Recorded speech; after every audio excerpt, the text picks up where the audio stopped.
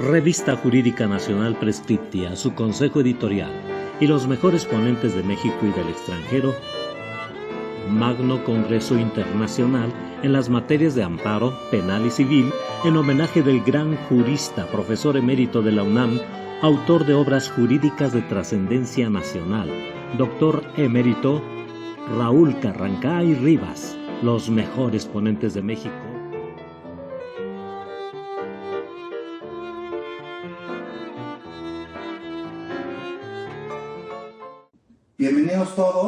Bienvenidos todos los que Dios nos ha permitido tener salud en este espacio tan crítico que hemos tenido y por los que no estén, pues que estén en el seno de Dios, en cualquier religión que profesemos, pero que todos estemos bien, ¿no? ¿Vale? Bueno, a mí se me ocurrió hablar de un tema porque en el foro se ha complicado muchísimo. ¿Por qué en el foro se ha complicado muchísimo? Porque no quiero decir casos, pero si es necesario los preciso, casos de personas, asuntos muy públicos, que están privados de la libertad por una prisión justificada, y cómo nos defendemos del poder del Estado respecto de la prisión justificada, cuando puede haber contubernios entre las fiscalías y los órganos jurisdiccionales, en asuntos que la realidad no deberían de estar privados de la libertad. Y pudiera poner, no sé, 3 ejemplos, ¿no? El chico del BMW, la señora de la directora del Repsamen, al chico que atropelló a un ciclista. No estoy justificando actividades de una conducta imputada a una persona. Estamos hablando de la libertad, ¿no? Entonces, con base en eso, a mí me llama mucho la atención de que a pesar de que tenemos tiempo, voy a poner esta luz porque creo que deslumbra mucho. A pesar de que creo que se ve mejor así. A pesar de que tenemos tiempo,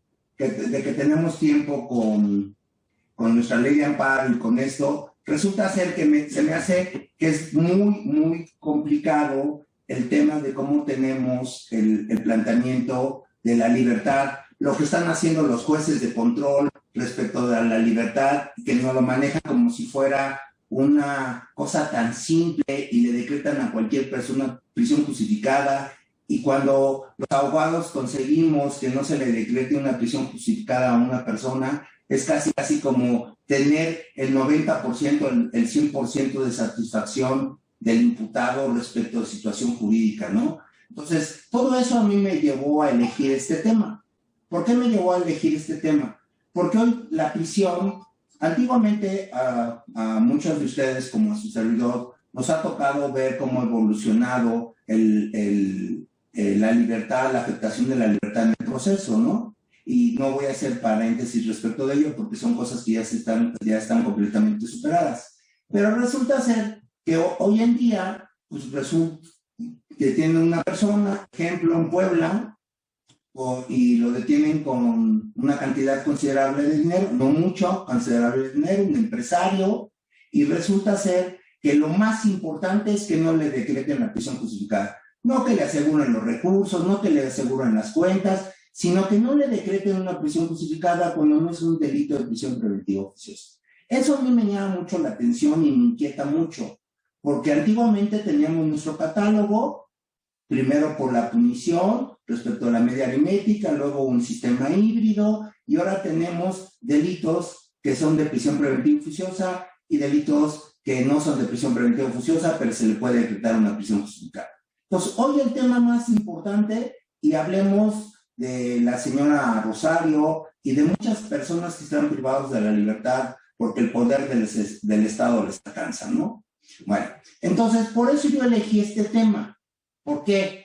Porque parece ser que es un tema simplista, pero creo que nos representa el gran avance y el retroceso que hemos tenido respecto a la libertad de las personas. Antiguamente era bien fácil, ¿no? Es decir, yo como abogado no era un delito grave, no era un delito que se consideraba que rebasara la media aritmética y sabíamos que la persona iba a llevar su proceso en libertad. Me preocupaba por su defensa, más no me preocupaba por qué, por su libertad, porque iba a estar libre.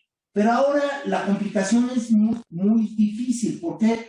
Porque tenemos un catálogo de delitos de prisión preventiva oficiosa Pero el gran problema es la prisión justificada. Entonces, ¿qué es lo que yo pretendo platicarles el día de hoy? Pretendo darles información del foro, información de la jurisprudencia y mi poca experiencia en el tema para que pudiera encauzarse a estos asuntos. Ustedes pueden decir, oiga, pero tenemos una ley de amparo del 2013, tenemos la reforma del 2016 del Código Nacional, la reforma del 2019. Sí, perfecto. Pero todavía en el foro es muy complicado el tema, ¿vale? Entonces, por eso yo elegí este tema. Punto. Número 1. La libertad. Hay quien dice que la libertad es una especie de libertad de tránsito, de la libertad de tránsito. Yo no creo que sea así. La libertad es una libertad personal, que va más allá de la libertad de tránsito. Porque a mí me pueden restringir la libertad de tránsito, tener una provisión de salir de una demarcación territorial, pero no estoy afectado de mi libertad personal. Pero puedes tener un proceso libre. Pero al tener el proceso libre, ¿qué haces, García? Bueno, tienes un proceso libre, pero tienes medidas cautelares, garantías económicas, y entonces todo eso te afecta. Entonces, es más amplia la libertad personal que la libertad de tránsito. El doctor, mi amigo, don Alberto del Castillo, establece la idea de que pueda ser una especie de libertad de tránsito y que absorbe a la libertad personal. Yo no comparto independientemente de que lo respeto, es un extraordinario jurista, yo comparto que son dos tipos de libertades, ¿no? La Comisión Interamericana de Derechos Humanos ya se ha pronunciado respecto a ello. Entonces, ya tenemos mi derecho a la libertad. Ahora, ese derecho de la libertad, ¿cuándo puede ser restringido? Yo escuché en una conferencia que organizó un instituto, por respeto no voy a decir su nombre, cuando se promulgó nuestra ley de amparo en el centro médico, y entonces hicieron un congreso y un académico del INACIPE, una gente seria, dijo, es que la prisión preventiva oficiosa viola la presunción de inocencia, ¿no? Bueno, una reflexión, no es mía, ya se los comenté, no es mía, porque si fuera mía, pues yo no estoy de acuerdo con el tema, ¿sale? Entonces, ¿cuál es la idea? ¿Cuál es la idea medular? Bueno, primero, ¿de dónde nace la libertad? Pues nace por la propia esencia del ser humano, ¿vale? Número 1. Número 2, ¿cómo se puede restringir nuestra libertad? Antiguamente nosotros nos remitíamos a la Constitución y allá esa teoría de la extensión protectora del juicio de amparo que creó don Emilio Rabasa en su libro El juicio de amparo y el artículo 14 constitucional, y que la desarrolló, para mi punto de vista, extraordinariamente don Ignacio Borboa, los dos en paz descansen. Bueno, entonces en ese orden de ideas, nosotros nos remitimos a la libertad exclusivamente al artículo 20 de la Constitución.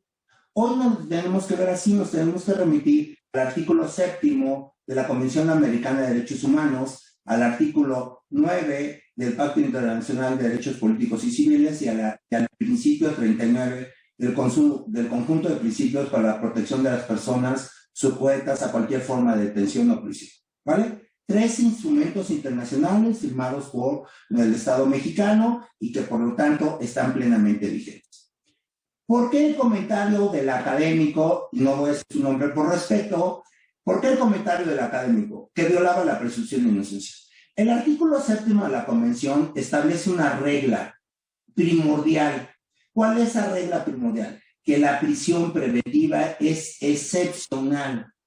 Es decir, que solamente en casos excepcionales una persona va a llevar su proceso privada de la libertad. Ojo, consideren esta reflexión y proyecten al juicio de amparo. Y digamos, una persona solamente puede ser privada de su libertad excepcionalmente. Una persona que acude al juicio de amparo, la suspensión la debe de proteger y excepcionalmente podrá ser privada de la libertad.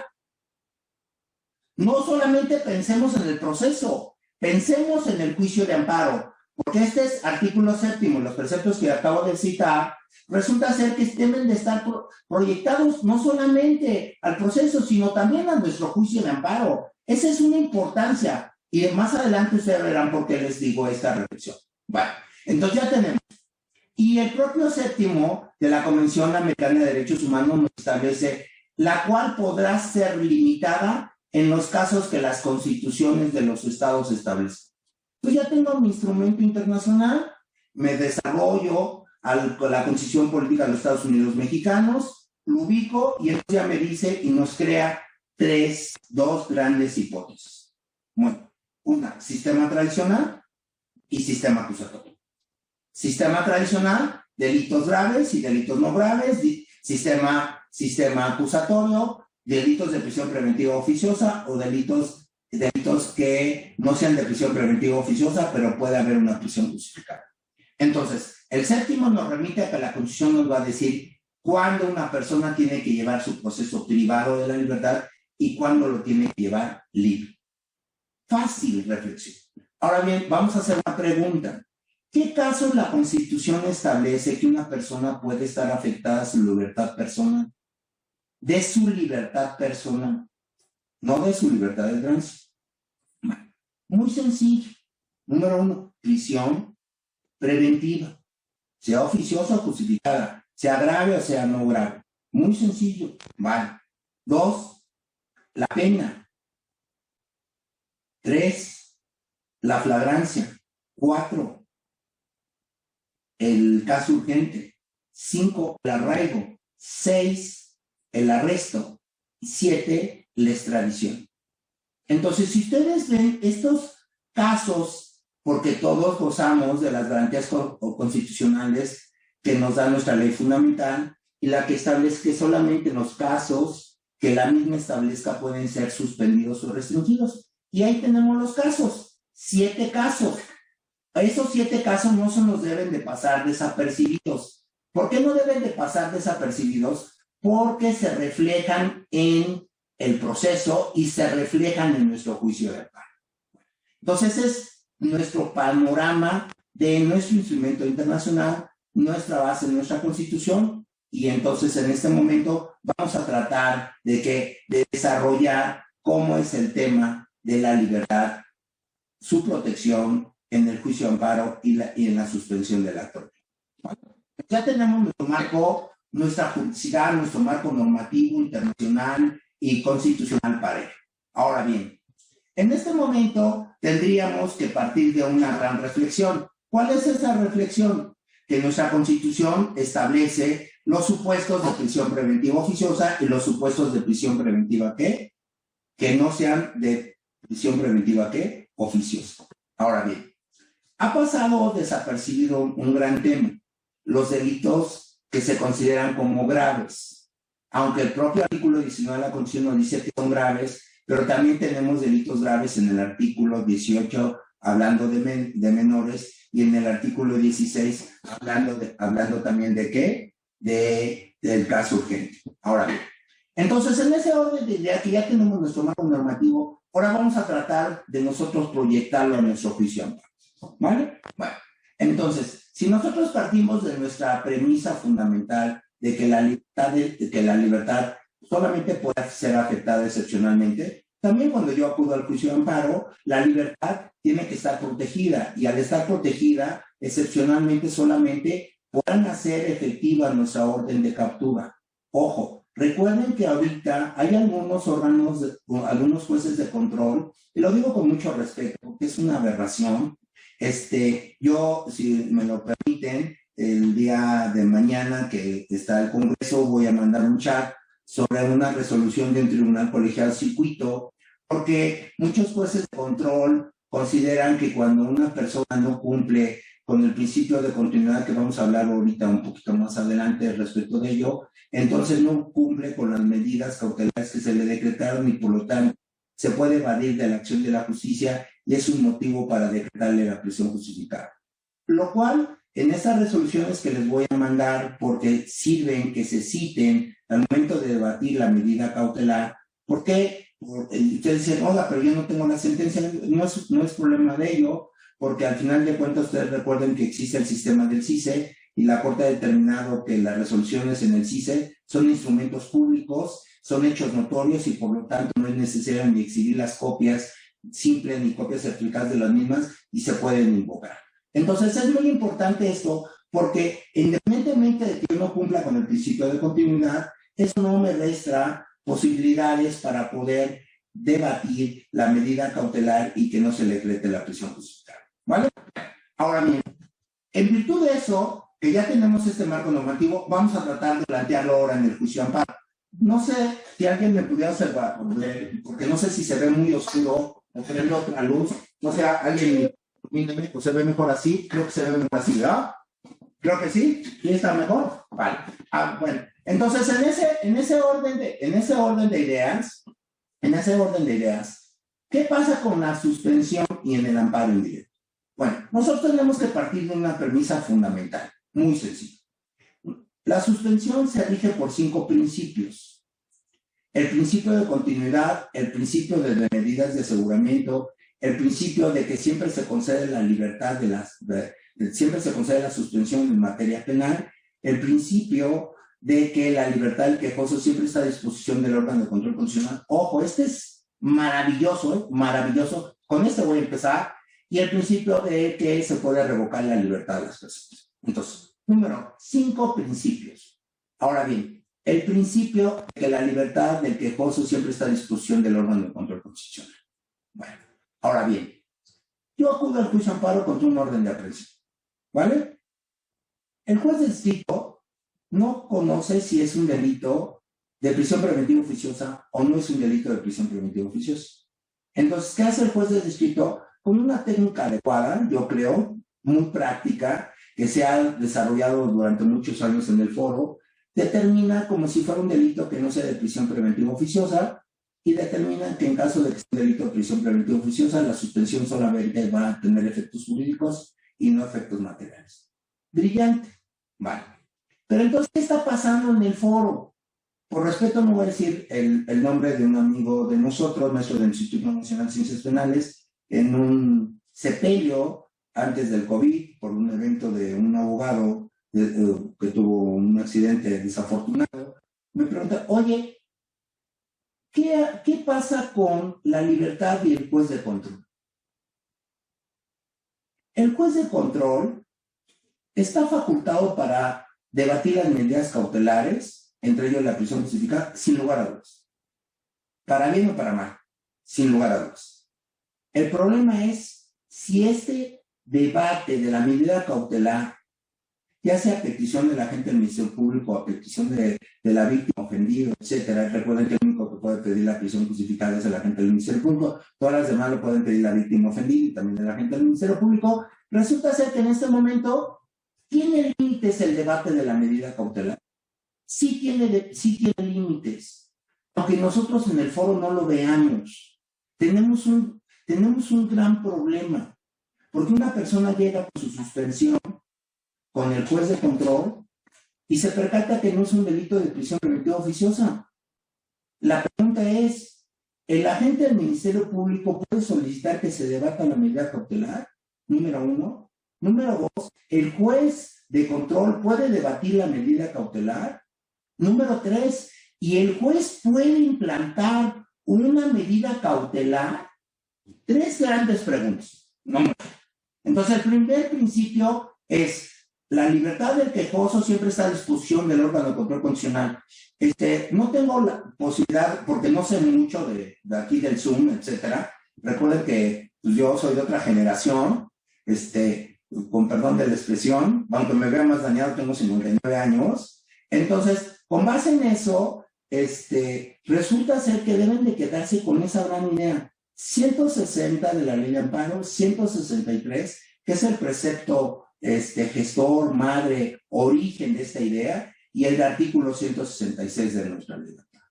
Entonces, la libertad del quejoso siempre se le sustrae a la autoridad responsable y se le deposita al órgano de control constitucional. Así, siempre.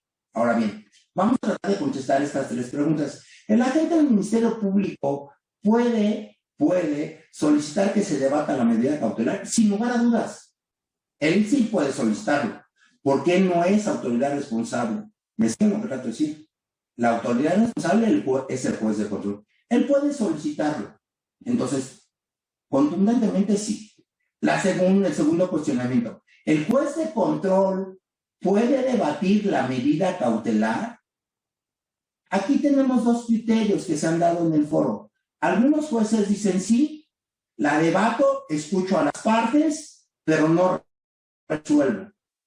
Yo creo que no puede ser ni eso, porque lo que resuelve y lo que escuche, con perdón de la expresión, de nada sirve porque la libertad la tiene el juez de amparo, no el juez de control. Eso es lo que quiero, con perdón de la expresión, porque lo he visto una y otra vez, errores de los jueces de control. Lo digo con mucho respeto. Hace ratito hicieron mención a una charla que yo di con don Alberto del Castillo respecto de nuestro señor presidente en contra de los jueces. Si no creemos nosotros en los jueces, ¿en quiénes podemos creer? Con perdón de la expresión.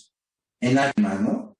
Bueno, entonces, el segundo cuestionamiento, ¿el juez puede debatir la medida cautelar? Les digo, mi contundente no.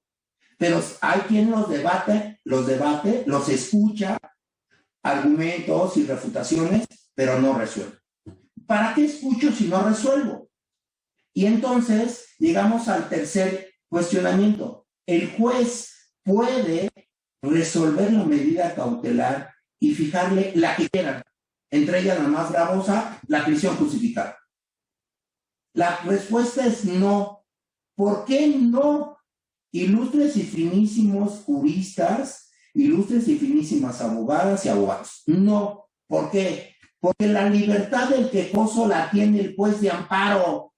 No la tiene ¿quién? El juez de control. Esa es la gran ventaja de llegar con una suspensión del acto reclamado. Y esto póngale el nombre del imputado o imputada que quieran. Llegar con el juez de control, traer su suspensión, no ser un delito de prisión preventiva oficiosa y que el juez no pueda debatir la medida cautelar. Nosotros tenemos que obligarlos a los jueces que no debatan las medidas cautelares. El argumento es muy sencillo. Mi libertad está a disposición del órgano de control constitucional, señor juez de control. Si usted la debate, si usted modifica o me fija una medida cautelar, la que usted quiera, está violando la suspensión del acto reclamado. Y al violar la suspensión del acto reclamado, está cometiendo un delito. Ese es el argumento medular, punto. Ahora bien, ya les dije lo que parece que es bonito, ¿no? Que parece que es bonito, es como pedir la mano, ¿no? De la novia. Ah, pues qué bonito. Pero en la realidad, pues estoy buscando las palabras adecuadas. A lo mejor, pues es una relación difícil. Ah, bueno, ¿cómo se soluciona? Porque una cosa es pedir, otra cosa es que me lo den, y si no me lo dan y me decretan la prisión justificada, súper sencillísimo, súper sencillísimo. Nuestra ley de amparo del 2013, o la ley de amparo vigente, perdón que lo digo de esa forma, la ley de amparo vigente contempla una institución que fue creada por una jurisprudencia en contradicción de tesis en el año 2003, que se llama, antiguamente era incidente de denuncia violación a la suspensión. Ahora, ya no se sabe cuál es la denominación correcta, pero está previsto en los artículos 206 al 209 de la ley de amparo. Y en esos artículos se establece que cuando se vulnere la suspensión concedida, yo puedo ir con el juez de control, con el juez de amparo y decir, señor juez, violaron la suspensión. Punto. Ah, señor juez, y violaron la suspensión y por lo tanto darle vista a la autoridad responsable, señala fecha, ofrezco pruebas. ¿Y qué? ¿Y el tipo encerrado? No, porque entonces le tenemos que agregar el artículo 211 de nuestra ley de amparo. Yo siempre en clases, con perdón de expresión, sé que no es una clase, es una charla, trato de explicar una institución y pretendo cumplir con esa máxima que dijo Aneo Séneca, que largo es el camino de los preceptos corto y eficaz a través de un ejemplo. Entonces yo procuro siempre poner un ejemplo para que pudiera ser ilustrativo, porque a veces podemos comernos un artículo de cualquier precepto, de cualquier norma, y resulta ser que, aunque me lo sé de memoria, resulta ser que no sé para qué se aplica. Entonces yo procuro explicar una institución y poner un ejemplo. Entonces en ese orden de ideas, llego con una suspensión, vean mi importancia, ya les dije que no se puede hacer las tres reflexiones, lo hace el juez de control, debate y dice, no, quédate, porque el poder del Estado me abarca y entonces, aunque no sea un delito de prisión preventiva oficiosa, recuerden que la prisión preventiva dijimos que era que excepcional, no lo inventé yo, está en nuestros tratados internacionales, está en nuestra Constitución y punto. Pero ahora parece ser que eso es la regla y no la excepción. Bueno, y entonces en ese momento la persona la van a privar de la libertad. Saliendo del recinto del juzgado, yo voy con el juez, le hago un escrito. ¿Por qué es importante el 211 de la ley de amparo? Porque este precepto permite que no se sustancie el incidente tal y como lo dice la ley de amparo, porque está afectado a la libertad de la persona. Entonces, ¿qué hace el juez de distrito? No hay ofensa más grave, y lo digo con respeto, para un juez de distrito que le violen sus sentencias o le violen sus suspensiones. Esa es la realidad. Porque si él, como órgano de control constitucional, resuelve un tema, dice que se debe de obrar de alguna forma y no se cumple de eso, pues realmente están violando sus resoluciones. Entonces voy a plantear mi resolución, mi incidente de violación a la suspensión, con los preceptos que les acabo de decir, y entonces les aseguro que en 24 horas, aunque hay quien dice ahora en los medios que trabajan muy rápido, pues trabajan muy rápido los órganos de control constitucional, esa es la verdad, y con perdón de la expresión, les dedican su vida a trabajar en beneficio de todos los gobernados y protegerlos a través del juicio. Y entonces en 24 horas el juez de amparo, ¿qué va a decir? Violase la suspensión, inmediatamente, déjelo libre, violase la suspensión. Oiga, pero ya está ejecutado. Recuerden que la Corte ya fijó dos jurisprudencias, espero recordarlas de mente, la 34 y la 36 del 2014, que establece que la suspensión tiene efectos restitutorios. Oiga, ya está privada la libertad, sí, pero le tienes que dar efectos restitutorios porque violaste la suspensión, independientemente de que le doy vista a la gente del Ministerio Público porque cometiste su delito. Entonces, vean qué padre, perdón que lo digo de esa forma, ¿no? O sea, ¿qué institución tan benévola tenemos en nuestro juicio de amparo que podemos hacer que las cosas caminen como nos lo da nuestra norma constitucional, nuestros instrumentos internacionales a través de nuestro juicio de amparo? Entonces, esta es la primera reflexión que quiero hacer, ¿vale? Concedo la suspensión. ¿Y en qué se basa la suspensión? Hay quien me ha dicho a veces en clase, me dice, oiga, es que la suspensión en materia penal no sirve de nada. Y se lo juro, hay quien lo dice. Dice, es que me conceden la suspensión y me dicen que vaya con el juez de control. En palabras de mi amigo don Alberto del Castillo, dice, me quejo del lobo y me mandan con el lobo. Tiene razón, don Alberto, pero el problema es que la suspensión del acto reclamado no es una patente del corso. Punto. No es la posibilidad de que puedan seguir cometiendo delitos. No. Lo que pretende la suspensión del acto reclamado es encontrar un equilibrio entre dos antagónicos del derecho. Derechos humanos y derecho penal. Más derecho penal, extintos los derechos humanos, ¿no? ¿Vale? Más derechos humanos, pues menos derecho penal, con perdón de la expresión. Entonces, lo que hace la suspensión del acto reclamado, por eso los principios, que trato de explicarlo rapidísimo, por eso los principios que hacen encontrar un equilibrio entre estos dos antagónicos del derecho penal y derechos, ¿qué? Humanos. Vale. Entonces, yo, como órgano de control constitucional, te voy a conceder la suspensión. Vale. Pero te voy a ordenar que vayas con el juez de control para la continuación del proceso penal, porque los procesos son de orden de interés público y por lo tanto son, ¿qué? Insuspendibles. Y ya entiendo por qué existe el principio de continuidad, ¿vale? Principio de continuidad. Me va a ordenar el órgano de control constitucional que yo acuda ante quién, ante la autoridad responsable, en el caso que estamos poniendo, ante el juez de control, para la continuación del procedimiento penal. Ojo, una observación, porque me imagino que también hay estudiantes de derecho o jóvenes abogados que están en el camino que a todos nos lleva la vida, ¿no? En el ejercicio profesional. Nunca de los nunca, por los nunca, amén, se les lleva a comparecer con el juez de control si yo no tengo la certeza de que no sea un delito de prisión preventiva, ¿qué? Oficiosa. Porque si es un delito de prisión preventiva oficiosa y lo presento, en ese momento se acabó, ¿qué? Mi asunto, porque lo van a detener. Entonces yo tengo, antes de cumplir con el principio de continuidad, tengo que tener la certeza de que no sea un delito de prisión preventiva oficiosa. Segundo principio. Tercer principio. Principios de medidas de aseguramiento.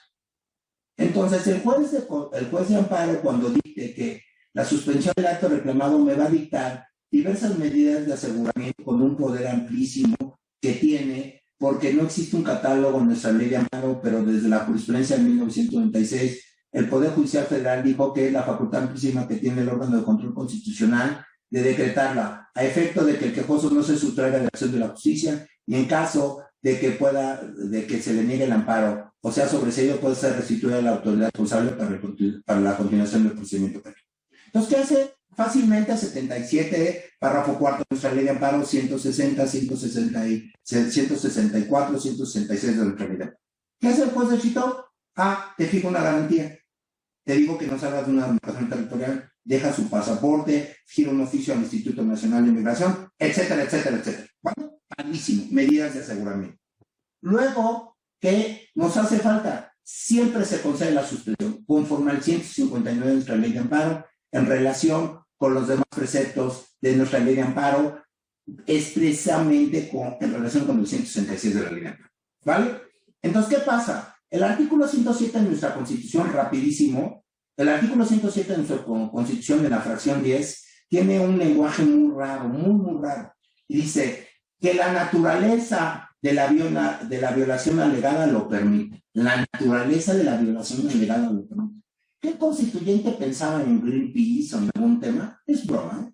No, claro que no. ¿En qué se refiere? Que hay actos de autoridad que son suspendibles y actos de autoridad que no son suspendibles. Y si no son suspendibles, por lo tanto, pues no hay suspensión del acto reclamado, conforme a la iniciativa que ahora quieren que presentaron, ¿no? Que es un monstruo, pero bueno. Entonces, en ese orden de ideas, en materia penal, cuando afecta la libertad de las personas, esa fracción 10 del artículo 107 de nuestra Constitución no es aplicable. ¿Es aplicable a la materia penal? Sí. Un cateo ejecutado, una intervención de comunicaciones ejecutada, un aseguramiento ejecutado. Pues sí, la naturaleza del acto reclamado no lo permite, porque habría que darle efectos restitutorios. Sencillo. Pero cuando se trata de la libertad de las personas, nunca se puede negar la suspensión. Se va a conceder para dos efectos. Uno, un efecto material o un efecto jurídico. Don Ignacio Borgoa Llano le llamó mucho la atención porque hubo un congreso de amparo y yo establecí que había una suspensión ficta o jurídica, porque solamente tiene efectos jurídicos y no efectos materiales. Lo explico. Entonces, yo acudo al amparo con un orden de aprehensión. ¿El juez de amparo me va a conceder la suspensión? Sí. ¿Me va a conceder una suspensión siempre? Sí. Pero me va a conceder una suspensión con efectos materiales. ¿Cuándo? Recuerden la base. Prisión preventiva oficiosa. No delito de prisión preventiva oficiosa. Aquí ahorita voy a hacer un paréntesis. Es un chistazo. No ríanse, por favor, porque fue un chistazo. Pero bueno, perdón, tengo 59 años y parezco chamaco, pues les ofrezco una disculpa, se me salió el chiste. Pero bueno, fue un chiste muy decente. Bueno, entonces en ese orden de ideas, resulta ser que si es un delito que no sea de prisión preventiva oficiosa, pues va a tener efectos materiales. Punto. La persona no puede ser privada de su libertad, y al no ser privada de su libertad, pues entonces va a poder comparecer ante el órgano, ante la autoridad responsable, para la continuación del proceso penal. Pero ¿qué pasa si el delito sea de prisión preventiva oficiosa? Entonces la suspensión es netamente ¿qué? Jurídica. ¿Por qué jurídica? Porque entonces la persona puede ser privada de su libertad. Y si está privada de su libertad va a conservar ese estatus. Pero la libertad de quejoso va a estar a la disposición del juez de amparo. Entonces siempre se conserva la suspensión, sí. ¿Por qué les hago el comentario del paréntesis que fue broma? pero sí es muy importante que lo reflexionemos. ¿Qué pasa con el sistema tradicional? Porque si ustedes leen los artículos 159 al 169 de nuestra ley de amparo, que tiene una estructura mejor que la ley de amparo 36, porque todos estos preceptos los teníamos nosotros exclusivamente, ¿dónde? En nuestra ley de amparo, en un solo precepto, en el artículo 136 de la ley de amparo de 1910. Hoy tenemos estos preceptos, 159 al 169 de la ley de amparo, y creo que es una técnica mejor. Vale. Ahora bien, ¿por qué hago este comentario? Porque resulta ser que si ustedes los analizan, están diseñados para el sistema acusatorio, no para el sistema tradicional. Entonces, pensando en voz alta, yo promuevo un amparo contra un orden de aprehensión. Averiguación previa, sistema tradicional. Y es un delito grave, no de prisión preventiva oficiosa, grave. Ahora bien, voy a la ley de amparo y me percato que no está regulada esa situación. Bueno, existió el artículo 10 transitorio de la ley de amparo de 2003 y el 10º transitorio me decía que la ley de amparo de 1966 se va a seguir aplicando en todos aquellos amparos que vengan del sistema ¿qué? Tradicional. ¡Padrísimo! Tengo mi ley de amparo 2013 para el sistema acusatorio y la ley de amparo de 1966 se va a aplicar ¿para qué? Para los del sistema tradicional. ¡Padrísimo! Pero en lo que se conoció como la miscelánea fiscal del 2016, ¿qué hace? Se deroga el 10º transitorio de la ley de amparo del 2013. Entonces quiere decir que ya no teníamos vigencia de la ley de amparo de 1966. Entonces, ¿qué pasó?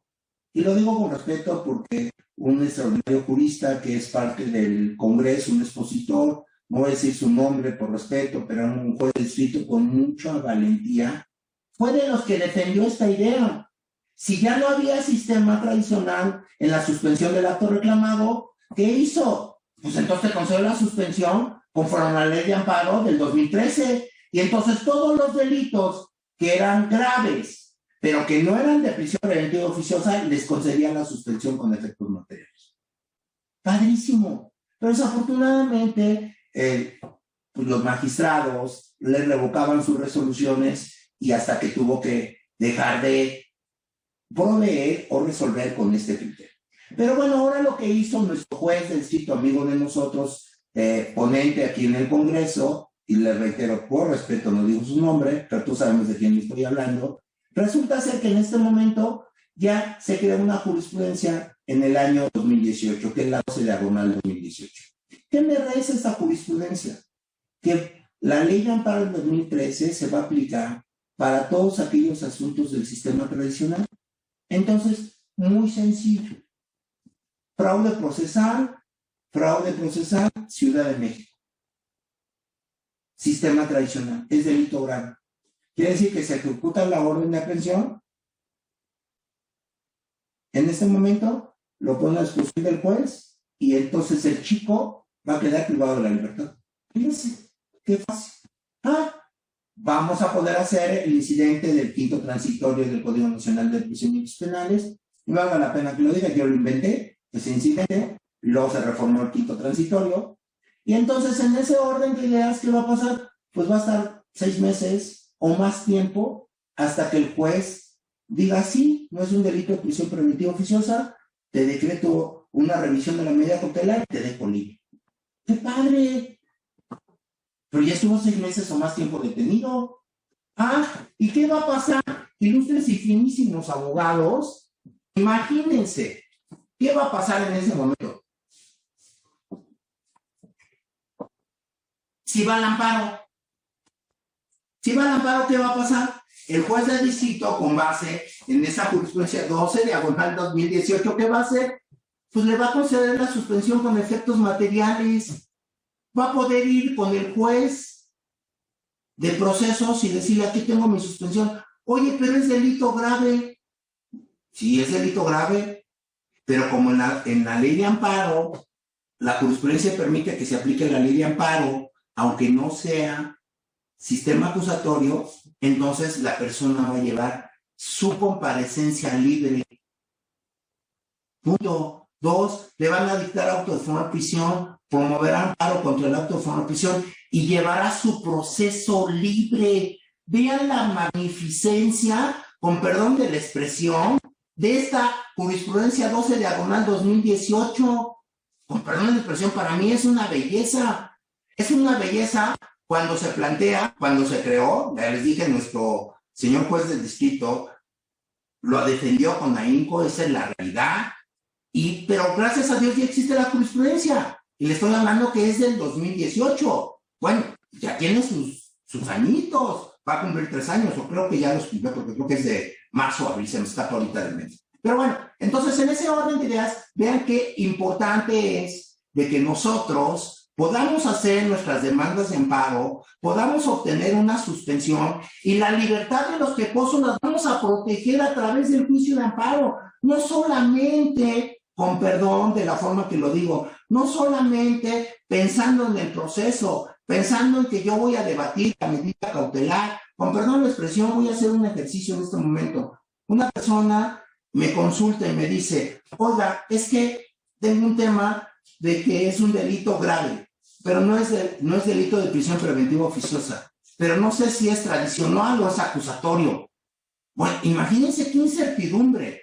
Bueno, pues bendito amparo. Haces tu demanda de amparo, omite la suspensión hasta que no sepas si es tradicional, si es acusatorio, punto, si es delito grave, no es delito grave. Y una vez que venga el informe justificado, haré la ampliación de la demanda de amparo, pediré mi suspensión, porque ya sé si es delito del sistema tradicional, bueno, y es grave, pero no es de prisión preventiva oficiosa, pues aplico la jurisprudencia 12/2018.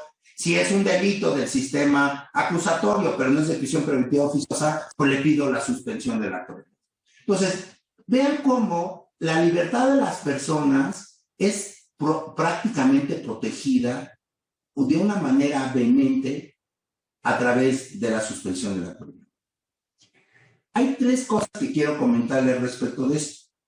La primera, nosotros hoy tenemos el problema de que se reformó el artículo 19 de nuestra Constitución, se aumentó el catálogo de delitos de prisión o conductas de prisión preventiva oficiosa. Recuerden que la Corte ya también resolvió si no mal recuerdo, la 30/2020, 2019 se me escapa ahorita de mente, sobre el tema de las armas y hidrocarburos. Y entonces, ¿cuál es el planteamiento? Pedrito le imputan una conducta. Sistema tradicional o sistema acusatorio. No importa. Reflexión, reflexión. Ahora bien, el artículo 166, que ahorita lo voy a tratar de explicar, de nuestra ley de amparo, es el parteaguas para solventar todos estos temas. Ese artículo es como, perdón, porque yo soy católico los domingos, no es cierto, soy católico, voy y pido perdón por todos mis pecados. Y entonces, en ese momento, ¿qué hago? Tengo que aprenderme el artículo 166 de la ley de amparo prácticamente como si fuera el Padre Nuestro, de memoria. Porque es el que me va a dar luz en la libertad, el amparo y la suspensión. ¿Vale? Bueno. ¿Qué es el artículo 166 de la ley de amparo? 2 cosas muy sencillas. Suspensión material y suspensión jurídica. Punto. Suspensión jurídica, cuando se trata de las hipótesis previstas en el artículo 19 de la Constitución o 19 de la Constitución. Es importantísimo que lo tengamos de mente. 19 de la Constitución, y ahorita voy a hacer un comentario. 19 de la Constitución, punto, y sean delitos de prisión preventiva, ¿qué? Oficiosa. Facilísimo. Y cuando no sean delitos de prisión preventiva oficiosa, entonces voy a tener una suspensión con efectos, ¿qué? Materiales. Nosotros analizamos nuestro devenir entre nuestra charla, instrumentos internacionales, prisión preventiva opcional, nuestra Constitución, delitos de prisión preventiva oficiosa, delitos que no son de prisión preventiva oficiosa. ¿Qué hace el 166? Desarrollar estos preceptos. Muy sencillo, con gran brillantez, hay que reconocérselo a nuestra ley de amparo. Punto. ¿Por qué les digo los términos del 19?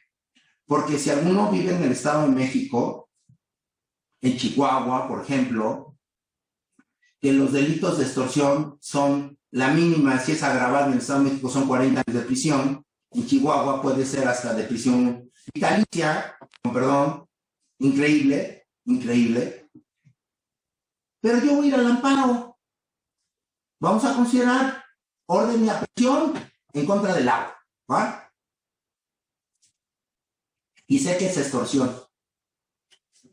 Si yo veo el catálogo del Código Penal del Estado de México, me dice que la extorsión es un delito grave. Ojo, pero la suspensión se rige por el artículo 19 de la Constitución, no por lo que digan las leyes de los estados.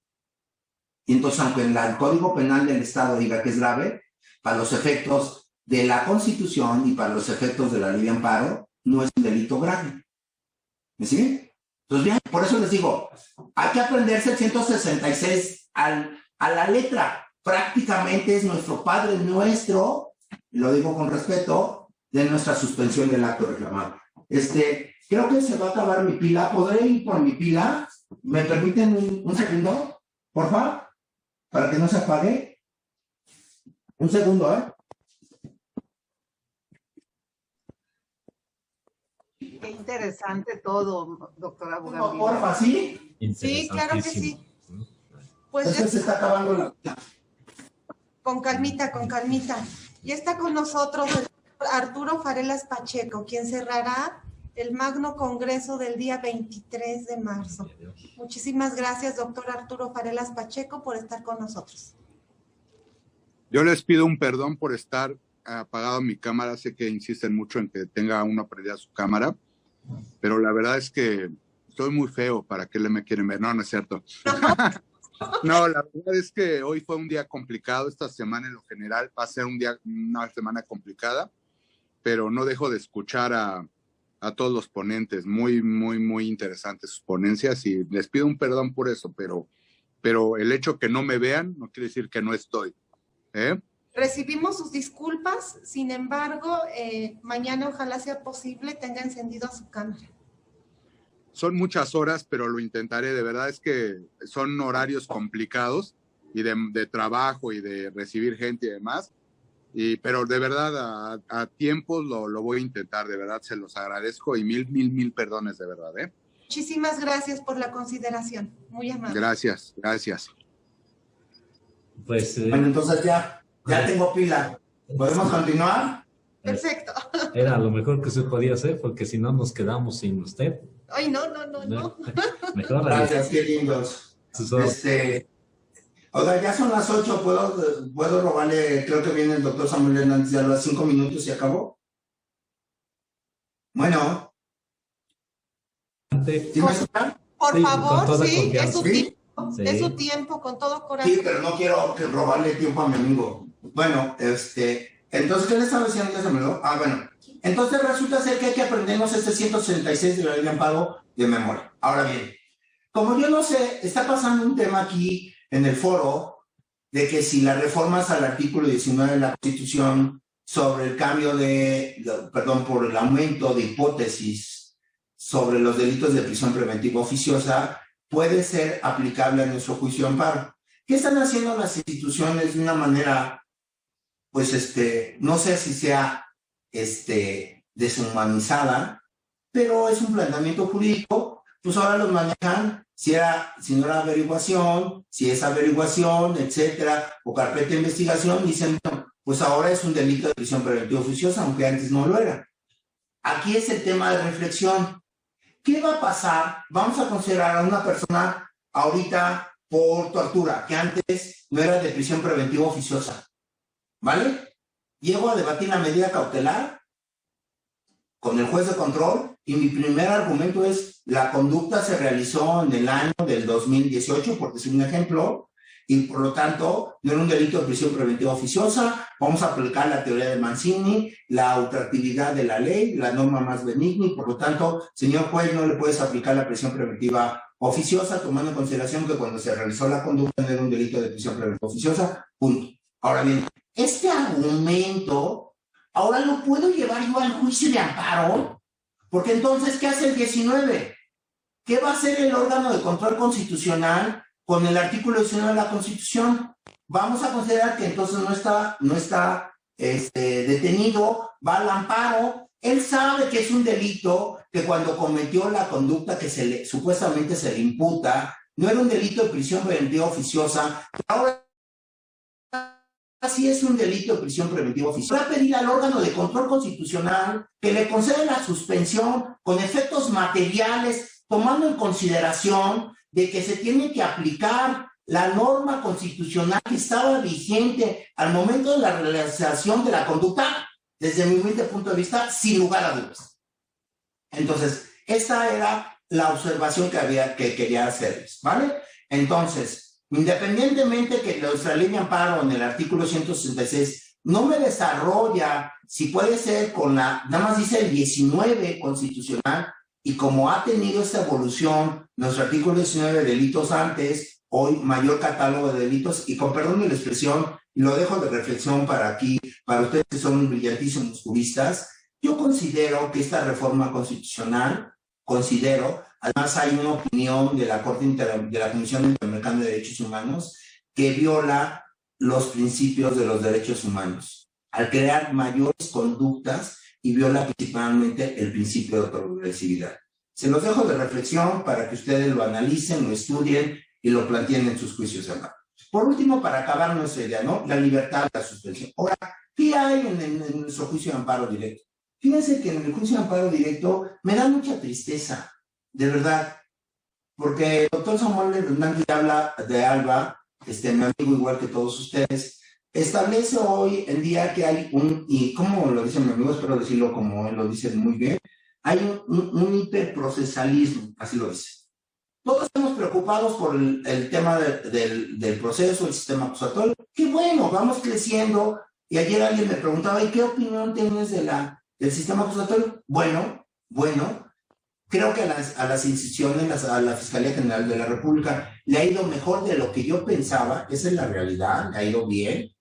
A lo mejor no excelente, pero sí muy bien. Y entonces, ¿qué pasa con el juicio de amparo directo? Rapidísimo, 2 minutos, si ustedes me permiten. ¿Qué va a pasar con el juicio de amparo directo? Pues vamos a poner el ejemplo de la señora del Repsamen. Es un ejemplo académico, ¿vale? La señora tiene prisión preventiva justificada. No estoy juzgando que está bien, está mal. Es un ejercicio académico. Prisión preventiva justificada. Primera instancia, condenada. Segunda instancia, yo creo que va a seguir condenada. Punto. Ahora bien, vamos a considerar que le confirma la sentencia y los contrata a ustedes para que hagan el amparo directo. Ustedes hacen el amparo directo y todo lo que ustedes quieran. La mejor sapiencia, como yo lo digo en el Instituto Nacional de Ciencias Penales, sus 1,200 horas de derecho penal plasmadas en un amparo. Vale. Y entonces en ese momento, ¿qué va a pasar? Voy a la suspensión. ¿Cómo va a ser la suspensión del acto reclamado? La autoridad responsable va a utilizar un lenguaje súper sencillísimo, conforme al 191 de la Ley de Amparo, y que resta de la siguiente manera. Se concede la suspensión de oficio y de plano, y la libertad del quejoso va a quedar a disposición del Tribunal Colegiado del Circuito por conducto de la autoridad responsable. Súper sencillísimo. ¿Qué significa eso? La persona tiene que seguir privada o no tiene que seguir privada. Reflexiónenlo, de verdad. ¿Por qué? Venía con prisión preventiva. ¿Cuándo acaba la prisión preventiva? La Corte desde el año 2013, con perdón de expresión, les voy a decir hasta la jurisprudencia para que quede, se me escapa de mente, la 35/2012, la Corte y en una jurisprudencia de la 35/2012 de la primera sala ya determinó que la prisión preventiva tiene vigencia desde que se concede hasta que causa ejecutoria la sentencia de juicio de amparo. Perdón, la sentencia en el proceso. Ahora bien, si ya causó ejecutoria, ya no existe prisión preventiva. Y si la ejecución de la sentencia está suspendida de oficio y de plano, ¿por qué la persona puede seguir privada de la libertad? La idea es muy sencilla. partamos de lo que dijimos al principio, prisión preventiva excepcional, también se aplica en nuestro juicio de amparo. La reforma del 2013 me decía que si no, yo podía pedir la libertad caucional, siempre y cuando procediera. No hay otra forma que no proceda con base en nuestro sistema constitucional, prisión preventiva oficiosa o delitos que no sean prisión preventiva oficiosa. Entonces, en conclusión, depende de ustedes, de su servidor, que las personas que no estén, que estén sentenciadas, punto, que no sean por delitos que no sean de prisión preventiva oficiosa, tienen que llevar su juicio de amparo libres. No argumentar que vienen con prisión justificada. La prisión justificada ya se extinguió y por lo tanto ellos tienen que llevar su proceso de amparo libres. Con perdón de la expresión, si ustedes hacen un análisis del 191 en el 2013 y del 191 a partir de la reforma del 2016, van a decir, García, pero se reformó la ley de amparo para evitar eso. No, fue un grave error del legislador desconocedor de todo lo que estamos comentando y por lo tanto ilustres y finísimos juristas. A mí me gusta decir juristas porque así ya no hay de decir abogados y abogados.